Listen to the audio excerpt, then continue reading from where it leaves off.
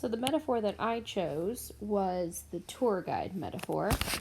So what it had said about the tour guide is that a tour guide is just somebody that assists people along the path of learning. So I believe that in my picture, in my drawing, I showed myself right here.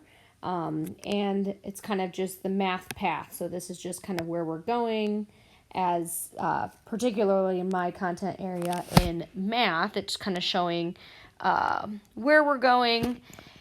And notice here, like in this first unit or this first topic that we're learning about, there are many different paths that students can choose in order to get the same result. And so the students can kind of choose whether they do just more of a computational learning. If they like visuals, they can learn that way, or more challenging kind of word problem type ways of doing it. But regardless of how the students choose to learn the material, they all end up with the same overall goal, and just giving them that choice allows them just to take ownership in their own learning, and just to have that learning stick with them. And so it empowers them with choice, and just to help the learning stick with them, because they get to choose which facet they learn best in. As you can see, I also have a couple students here.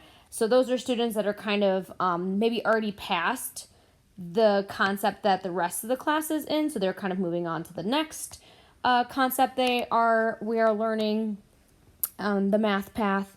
And then I also have some students back here who have not entered into where the rest of the class is. So those are my students where I'm going to have to focus in on them and just kind of reach out to them and see what is going to work for them. So how can I get them to learn the material, or get to the same goal or to the same end goal as the rest of the students here?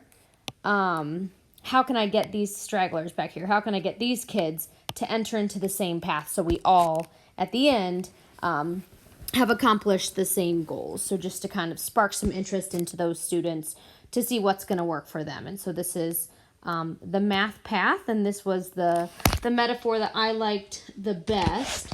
And so for me, as far as my teaching practices, it's all a lot about choice, just giving the students options to learn. That just allows them to just take ownership in their own learning, and I'm not forcing it on them. They get to choose how they learn best, which ultimately is going to help that material stick with them.